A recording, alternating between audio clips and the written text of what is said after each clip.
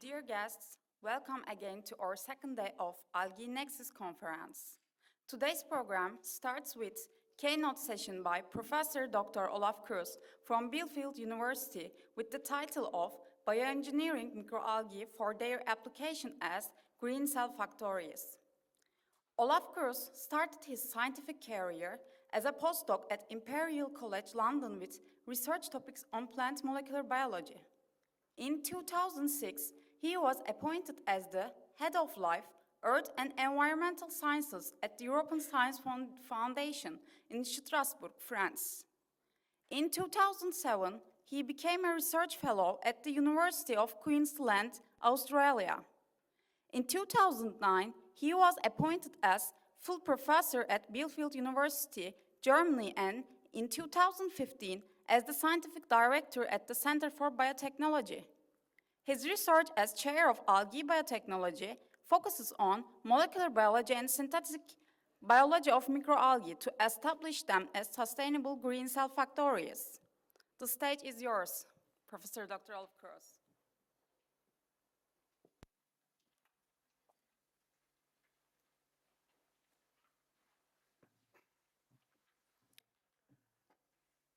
Yes, thank you very much for the kind introduction and a very good morning. So nice to see you here on site, which is really, really nice, because it's nice to be again back to real existing conferences, which is makes a big difference in terms of interaction, networking, discussions, and so on. So I'm glad to be here, and thanks for the invitation. Okay, so what am I going to do? So it gives me roughly 25 minutes, I would say, to guide you through the creation of green, as we call it, green cell factories. So the idea is virtually just to summarize or sum it up right in the beginning, that we have a huge variety of microalgae in the world. You know we are talking about 10,000, even 100,000 of different species. Many of them have not yet even been identified. But when it comes to what we are doing, so we are molecular biologists, we are biochemists, we are doing genetic engineering. So when we want to create a green cell factory that can compete in industrial biotechnology with white cell biotech work, so with bacteria, with yeast, then there is only a very, very limited handful of microalgae available where the molecular tools, so the tools are available. If the tools are not available, you can forget about it, obviously. And so even if there's a large variety, there's only a limited number of algae. So we have a working horse. And the working horse is not so much surprising, because you might know that when it comes to molecular engineering and molecular biology, Chlamydomonas reinhardti is a working horse for at least 25 years. But it was always suggested as a model organism for higher plants, to understand mechanisms in higher plants like photosynthesis or other issues, so light use, making biomass, yes, but as a shuttle for making a product in biotech, it was not really considered. But the fancy of this organism is that it has a lot of features, and I will guide you through within the next minutes to make it clear and to maybe even persuade you that that is a good organism. So, upsala. I need to see where to press, yeah. Okay. Input is clear, you need trace minerals, you need sunlight, CO2, maybe waste carbon when it's coming to mixotrophic growth, and water. The output there's a large variety of potential outputs, as you can see it here. On the other hand, it has rapid growth, doubling rates, phototrophic growth, you can grow it mixotrophically, it has a high light tolerance, which is quite nice, and a high metabolic turnover. I'm pressing the wrong button, sorry. That is the reason. I have to get used to this small piece here. So the outputs is traditionally the easiest output is obviously biomass, which can be used for something like fermentation feed or biogas. Pigments, obviously, it's exactly the same as you are used to it with other microalgae. There's a lot of starch in these algae, so you can push it into a huge starch cell, if you like. And the same is true for oil bodies. You can push it into a direction that it makes a lot of oils. But we are not interested in all these natural things. We are interested in so-called recombinant products created by biocatalysis. So this is just roughly to give you an idea how long that takes. So you have a transformant recovery for a week, a mutant screening, scale up 1-2 weeks, and if you're lucky, and that is a nice testing reactor with our friends from A4F, you can transfer to outer conditions within a month. So it's an elegant system. The question is still, can it be really a powerful biotechnology chassis, yes or no?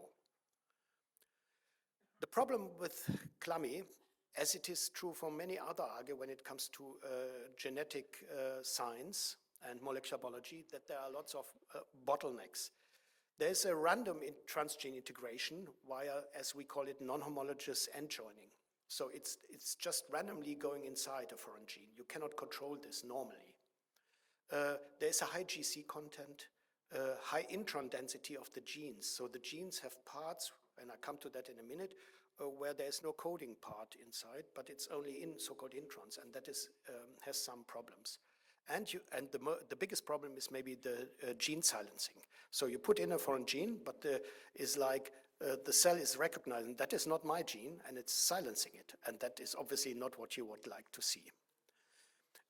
We designed a computer program with some colleagues, which is called Intronserter. You can have access to that if you like on the internet. Just have a look. And we designed efficient protein production on the one hand side. So you can design genes nowadays just using the computer. But I will tell you what we did a lot of work before to make this design doable on the computer. But if you look at the certain products that are possible, I will give you two examples. I will give you a high-value example, which I talk most of, is sclalarol, is a terpenoid as a product. And I will give you a second example as a polyamine, so as a bulk chemical, which can be produced. I'm not going to talk about astaxanthin here, but it's just a nice story because we genetically engineered these CLAMI cells now to make a lot of astaxanthin, so they change from green to red, and they make more in grams than when you calculate that, then any wild type can do that. So you can do a lot, but I'm not going to talk about the astaxanthin story here. Again, the wrong button. So I'm jumping now over some genetic details, and I don't treat you too much for that, but I will give you a bit of an understanding what that means. So if you want to have, you need an enzyme in the cell that comes from outside that makes your product. But this enzyme is encoded by a gene. And that gene has to be transferred into the cell, into the genetic system of the cell, and it should work. So as you might know from your biology knowledge, it needs a transcription and a translation of the gene to make a protein, and it needs for the gene a promoter and a terminator. And very often promoters and terminators are not perfect, so they are maybe too slow or weak, as we call it, weak promoters. So what we did is we designed our own promoter. So now we are really coming in not only into metabolic engineering, but also already into synthetic biology. So we create, if you like, a new artificial gene that is not existing in nature. So we, first of all, we did rational promoter engineering. We looked, and terminator, and we looked into the system, identified a certain terminator, that one here.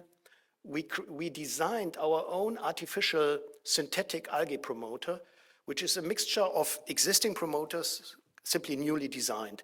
And then we designed, in a way, if you like, a new gene with a new promoter and a new terminator system. That is number one. Number two, I told you that in nature, things look first very nicely and easy. You can easily transform Chlamydomonas simply by putting into such a tube with glass beads, you vortex, and you put the foreign gene inside, and that goes just itself by mechanical forces into the cell. And then it's inside, and then you can identify it by a certain reporter selection, And then you have shiny cells because you have a fluorescence reporter inside, so you can identify where you are successful, those where you have these shiny glimpses. And you have a lot of transformants. That is perfect, nothing to complain about. But when it comes then to the expression and the nuclear transformant, if it's really working, then you end up something like that here on the right-hand side. So expression is very much limited, and that is not good. And one of the reasons is this intron story. You see here these introns. So if you have a gene here and you have these kind of brownish boxes inside, these are all introns, non-coding regions, and they are needed somehow in the system. The question is where are they needed and why are they needed? This is another story. But what we realized is that when you insert your intron into a certain position of the gene, here's the promoter, here's the terminator, here's the gene of interest, you put it somewhere here, you need to know where, then, and I jump over that as well now, then the expression rate is a lot higher. And you can see it nicely here. This is 100%, very good, a lot of colonies where you have the intron in the right side. Here we did obviously a mistake, nothing happened. So intron in the wrong side. And then you have to ask your question, where should it be put? You have the codon sequence GATC, and then you can combine always the neighbor nucleotide between two Gs. Excellent idea, extremely high expression. Between two Cs, a very bad idea. So we realized where to put it.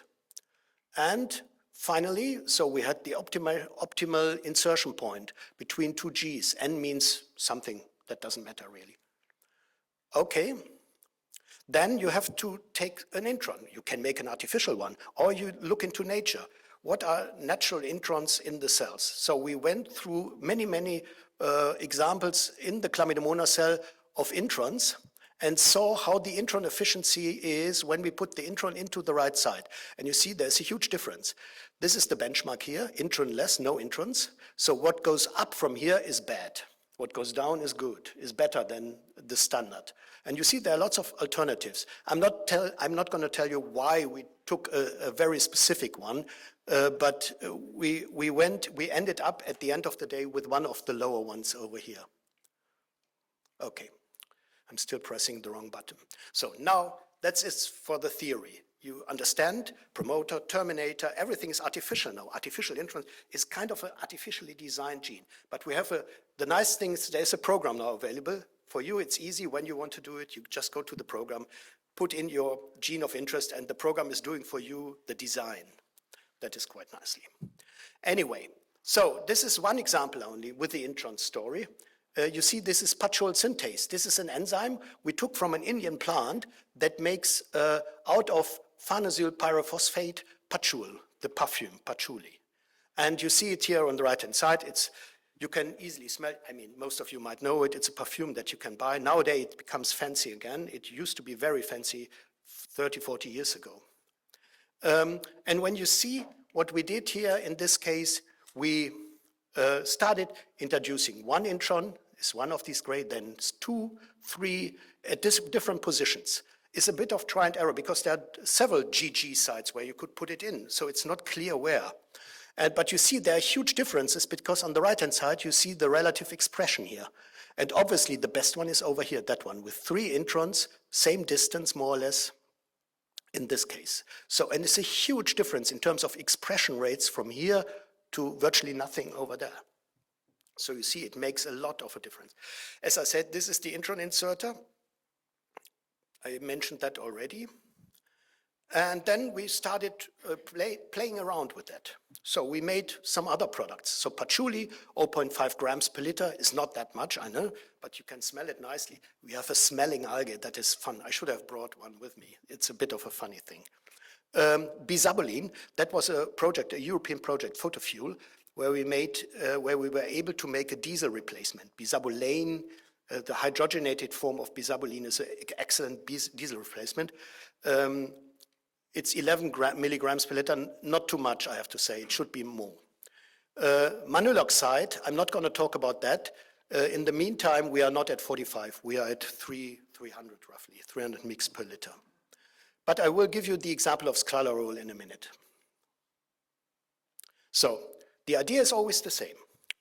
You start in the plant area. You look for a plant of interest that produces something of interest, a perfume, a toxin, something that is good for pharmaceutical or cosmetical issues. Then you take out the gene of interest. Obviously, the gene is not the good one for Chlammy. You make this adaptation, which I just told you over the last 10 minutes. And then you have the plant gene, you make this, you design it, and then you grow this system in the algae culture, and then you hope that you can isolate. In a perfect world, it's secreting, it's going out of the culture, and you have your product of interest. And then it's like a typical synthetic biology thing. It's this test, build, design, learn, cycle, and then you start again, always cycling around. A good example was this sclarol, this terpenate production, and that is born in an era co-biotech project, which was, I have to say, really successful over the years between 2018 and January last year. So it stopped in 2022, and that was together with Uppsala, with Alison. That was far too fast. With Alison Smith from Cambridge, Rene Weifels for bioprocess stuff at Wageningen University, and a good company, a nice company in Cambridge area with Andrew Spicer and Algenuity. So, and together we were chasing terpenoids. So I'm not making a school class now, but you have to understand that terpenoids is a huge variety of products that are highly interesting. They start here from the C5 backbone, and from the C5 backbones goes down to C10, C15, C20, even up to carotenoids, C40. And if you look at the examples, you see there are a lot of well-known examples from the monoterpenes, sesquiterpenes, where are the triterpenes? Diterpenes over here. And I will give you one example on the diterpenes, which is this fragrancy product, sclarol, which is a pre-product for Ambrox. So, a huge variety. And the good thing with microalgae is they have a lot of these C5 backbones because they are needed, desperately needed in microalgae. They're used for carotenoids, for chlorophyll synthesis, for lots of other issues. So that makes life interesting.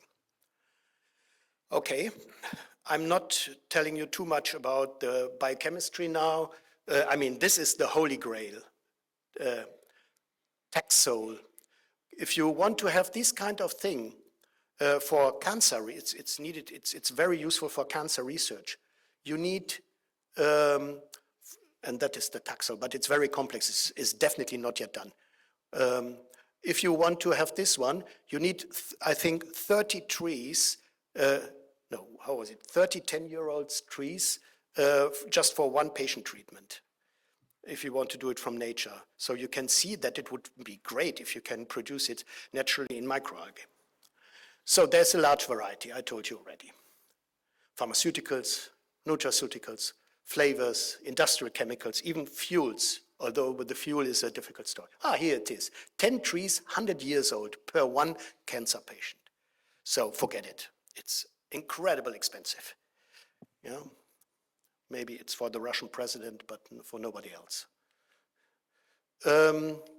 You see here, that is, if the algae could do that, that would be a lot better.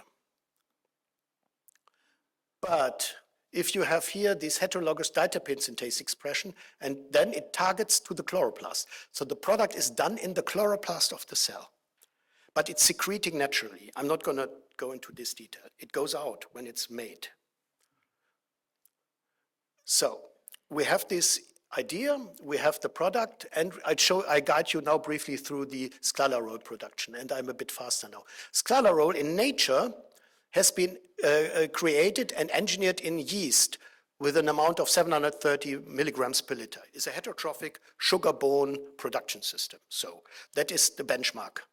And this is the reality in Chlamydomonas reinhardii when you just put the gene inside, nothing else, nothing optimized. It's 0.06 mix. It's not a good start, I would say. It's a difficult start. But we started. And then we started step by step. We did a fusion of a certain gene, so two genes, we fused genes. That has some advantages because it gives a much more rapid enzymatic reaction. And by doing this, And we looked at certain genes from different organisms. That is as you do it normally. You look in different organisms and identify the best one. You have to try and error. You have to do try and error and test them. And then you get a result which is the best one. The same is for another. Then you have to see the gate limiting enzymes. And we realized they are here just on the top of the system of the whole reaction chain. And we looked at the so-called DXS enzyme in different organisms here, from plants and other microalgae and even in yeast. And we tried all of them. And then we came back with the winner and put that inside. And by doing this, step by step,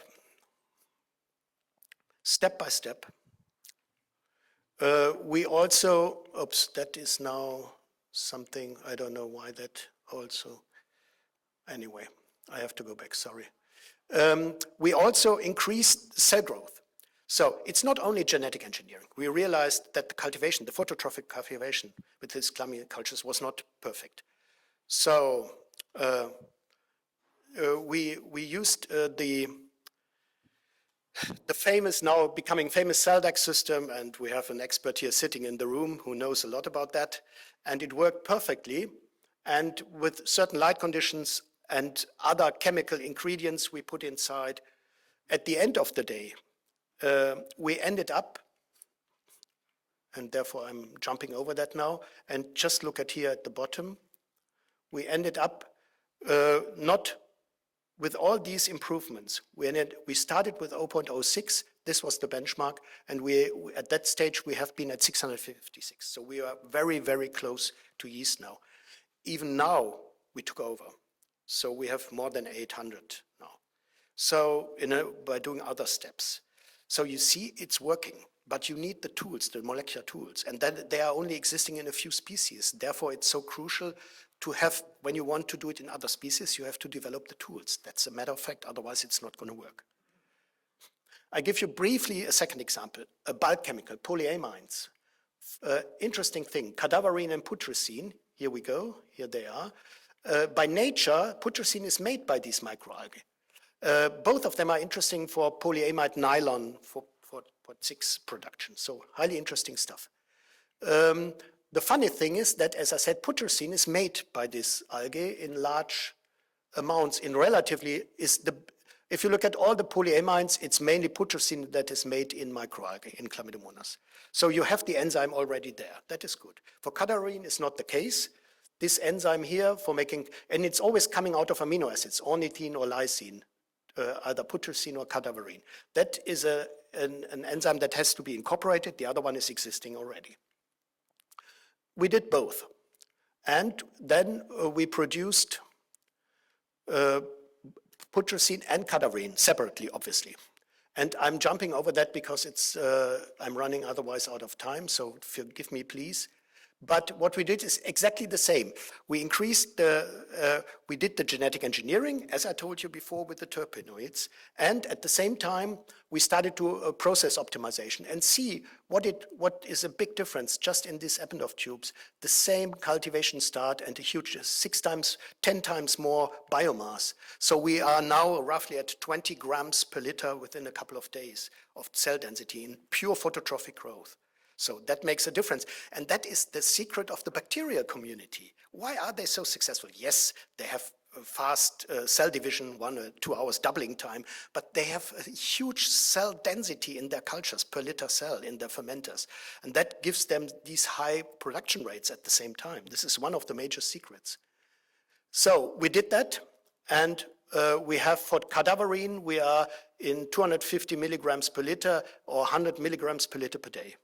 That is obviously not competitive to what bacteria, Corynebacterium glutamicum, for instance, is doing, of course.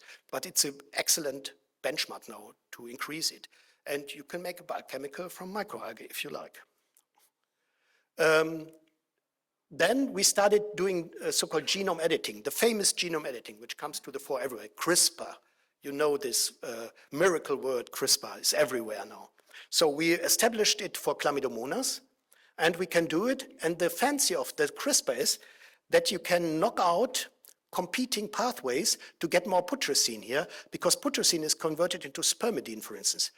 Brackets, Maybe spermidine is even a better product because it's a high-value product in medical sciences nowadays. So maybe it's wrong to knock it out, but for making putrescine is a good idea. And we did that, and I'm jumping over that as well. It's the famous CRISPR-Cas9 system, RMP system. We deleted genes of interest. We worked with temperature because we realized that heat is a good way of doing it. And at the end of the day, we could knock that out, and in a combination with genome editing and scaling up, we ended up with rather good production rate for both putrescine and cadaverine, roughly in the 200 mg per liter area. And you see even there is a jump from 160 to 200 something by doing this genome editing. So, which tells you it makes absolutely sense to knock out competing pathways. So there is a lot of room for improvement, but it works. So the working house is working. The question is, can we transfer that to other microorganisms? And then it becomes, so the conclusion is clear, it works, new tools, everything is done, all the tools are available now. It's only a question of getting clever ideas what to do and good process engineering, because the secretion is okay, but how do you collect then the product out of the supernatant, for instance, and things like that? That is not trivial. And that is, we learned that with our colleagues in Wageningen, is not easy, then it becomes a little bit more complicated. But in theory, it works. The dream is to transfer it maybe to another more robust, better outdoor strain that is doable. And that is one example here. We identified another Chlamydomonas species in pig wastewater from a pig farm. So it's an awful environment for them. And they nicely survive. They don't mind. pH doesn't matter. Heavy metals, whatever is inside doesn't matter. They just grow in this wastewater like hell. And C. reinhardii is completely dying. We identified another, it's not Kessleri, by the way, another chlorella version in this wastewater, and that works as well, but not as good as that one here. So we are currently genetically developing all the tools for this organism, and that works quite nicely. We can already transform it, we can grow it, and our hope is a little bit that that will be maybe the industrial biotech host then later on, and not Chlamydia reinhardii anymore. But we will see. We have other candidates as well. So I'm stopping now, it's 26 minutes, so I have to stop. I could have given you many, many other examples. That has been mainly done by three guys, Thomas Bayer, Alexander Einhaus, and Robert Freudenberg in my lab. All these two guys are postdoc now in my lab. Robert just left as a PhD student. And this is the group. Financing comes from all sorts of national and international sources. And I thank you for your attention, and I'm absolutely happy to give questions if you have any. Thank you very much.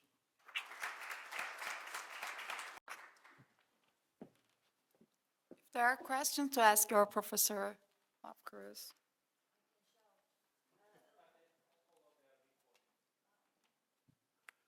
Thank you, Olaf, for nice talk. What medium? You mentioned photoautotrophic growth, but very often chlamydia people use TAP. I didn't understand. You mentioned photoautotrophic growth, but yeah. I know that many people in chlamydia birds, they use the TAP medium. Yeah. Still they are talking about. We are not using TAP. In all of them are restricted. This is all purely phototrophic with HSM medium, and then a little bit changed. But there has been a publication in Bioresource Technology where we published this new medium, but it's a fully phototrophic medium. We do some work with mixotrophic things, but in this case we avoid it. We even have another project, fully heterotrophic, in a fermenter, dark, no light. When it comes to a really, really expensive high-value product, honestly, you don't care. You don't care if it's light or not light. You are after the product, and then you use it as a shuttle that has all these terpenoid substrate inside, and you don't care about photosynthesis anymore. So we do all three of them, but in this case, the holy grail is purely phototrophic. But have you compared that? Is it Yeah. more? Yeah, it's even better. It's better in phototrophic than in the mixotrophic situation. That has some reasons. And the carbon partitioning, the carbon flow is better.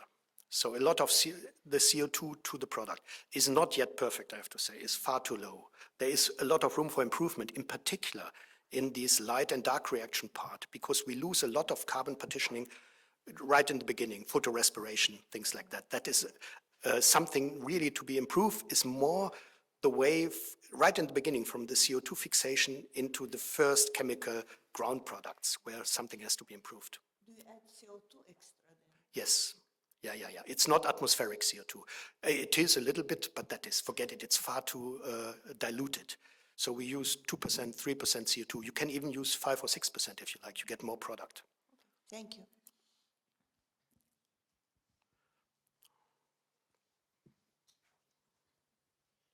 Hi, Olaf. Thank you very much. Joanna here. Hi. Ah, Joanna. Hi. Yes, thanks very much for a very nice talk. So I was just wondering, you mentioned the process engineering to optimize not just the yield, but also the product separation, Yeah. which are really the main bottlenecks if you want to go to the, to make your products at scale. Yeah. So have you considered, Yagut just mentioned that a little bit, and you also related to that, the interaction between light and dark reactions, and also making sure that the light utilization is optimal, not necessarily where you have a very high cell density. There are certain tricks that other people do, like milking, just taking away certain volume of the highly dense culture, diluting it and boosting up the productivity. So have you tried any of that? We tried a lot. We are working on a lot of fields. We are working on light penetration, light dilution. So obviously this is one of my core fields. As you know, we try to minimize and optimize the light harvesting antenna system to make it a little bit smaller, a little bit more efficient, to have light green cultures, to get a better light penetration into, because when we talk about 20 grams per liter, it's a dark culture. It's really black. So you have to have a better light penetration. So we are doing this with certain things. Is not easy, I have to say. It's not easy when you try that, because antenna are used and needed for several other issues like antioxidative reactions, photoprotection, things like that. So it's a multiple use of this light antenna LHC proteins. It's difficult. We are trying to optimize the secretion as well and the separation together with our friends in Wageningen. So filtering systems. So normally in the lab you do it with dodecane. That is easy. Dodecane overlay, it goes out into the dodecane phase and you separate it and you can see it. It's pure more or less. So that is perfect. But large scale, hundreds, thousands of liters with the dodecane overlay is a bit difficult. So we are trying that. We found new organic solutions. We found filtering systems. Separation systems would take too long, but it's not yet there where we want to have it. It's working technically, but seems to be a problem. So in my situation, I'm completely relaxed. I'm a molecular biologist. I can only do the biology, the cell engineering. I cannot do the process engineering. I'm completely lost. So I am relying on people like in Wageningen or other universities where they can do that. But it's very good that that you've teamed up and you're really addressing this issue. Yes, absolutely. There are lots of bottlenecks. It's not yet done. Okay,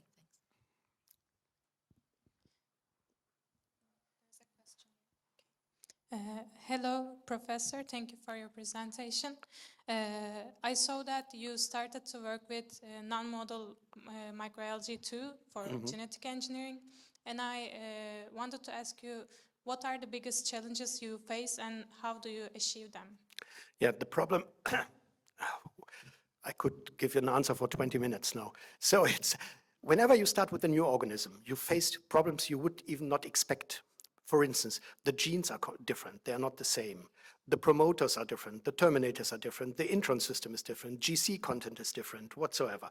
So therefore, a cousin of Chlamydomonas reinhardii makes life a little bit easier because they are a bit more similar to what we are used to. And then it's gene silencing is a huge problem. We have a big project on avoiding and abolishing gene silencing now. That has to be something to do with covalent modifications, methylation, whatever. So you have to understand that. And when you have a new organism, it's like a black box. You look inside and say, bloody hell, it's not working. What is the reason? Transformation is not really working. The cell wall is too rigid, or we need a cell wall depleted system, or whatsoever. So it's gambling around. And just take chlorella. Chlorella is the best negative example. Chlorella is a great organism with all these subversions, grows perfectly in big bioreactors. But then you listen to all the colleagues for the last years, and then you hear publications, we managed to transform chlorella now to express a gene of interest. And then you talk to the people, they say, not really perfectly, but it's work a little bit. And then you try it yourself, and it's not going to work at all. And then the same happened. There were Dunal-Yella publications, people published. Nobody could repeat it. So you see, but maybe chlorella is the best example. Now we are coming closer to successful transformations in chlorella. We are on the right way. But it takes, how long does it take? Did it take them 10 years? I don't know.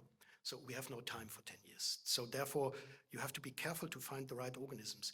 Established only in Chlamydia in Phaeodactylum trichinotum, in 2 Nanochloropsis species, in all cyanobacteria, obviously, Xenococcus, Xenocystis, it's easier because it's a prokaryotic bacterium. And did I forget one good one? Somebody could tell me, but that's it. And then now some new species come up. Thank you very much.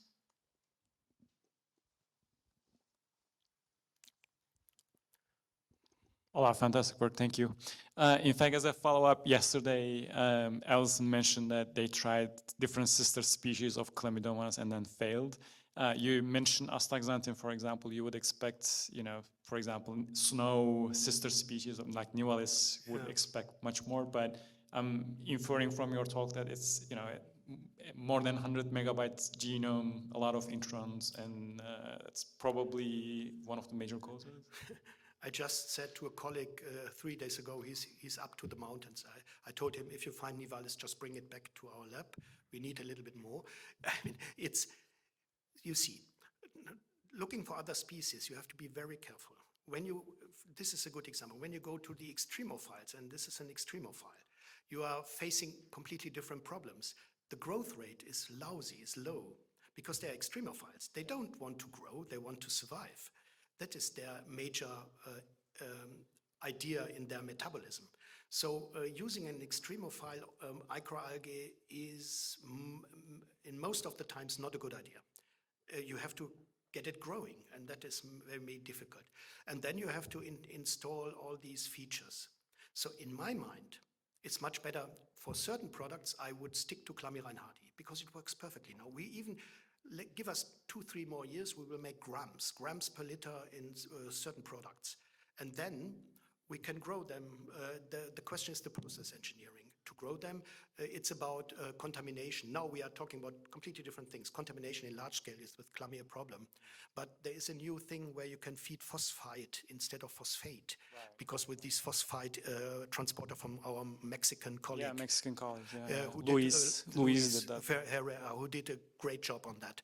So you see new ideas, avoiding the contamination or what is another issue now, cross synthetic communities. Let them grow with some other stuff that is in nature already there. It's not contamination. I'm talking about synthetic ecology, cross-feeding issues, things like that. So we are trying something like that as well currently, to cross-feed chlamydia with a bacterium and let it feed one or the other in a mutual way. So lots of ideas, nothing really established, but getting new species, you have to be really careful. Yes, but even Phaeodactylum, Alison Smith working horse, is very difficult, is not easy. So in our hands is a difficult organism. So I think my hope is a little bit to this clammy wastewater strain. That seems to be extremely good. Maybe that's the one, I don't know. Very minor question, something that I missed. So you mentioned you had some difficulties with the expression. In our transcriptomics work with most chlorophytes, we see secondary metabolites expression is actually upregulated during stress conditions. Yes. You're not stressing your transformants, right? Sometimes we do. So the typical thing is when you want to have oil bodies or starch in chlamydia cells, you have to stress them. -N is the famous one, minus nitrogen. You can stress them. You can increase the light, highlight. But chlamydia is extremely light resistant. It's amazing. 2000 microeinstein, they don't care. So, which is good for large-scale cultivation, by the way. But you can do temperature stress, pH stress, yes. When you do stress, you influence the metabolism. And that's what we always do in parallel as well. We do genetic engineering, we do environmental stress conditions, plus we do ALE, adaptive laboratory evolution. So we try to push, when you have your enzyme inside, then you can start with ALE, not before. I mean, before is a bit stupid because nature will not put it inside. But then you can do ALE and, for instance, by stress. Yes. Thank you. Thanks so much.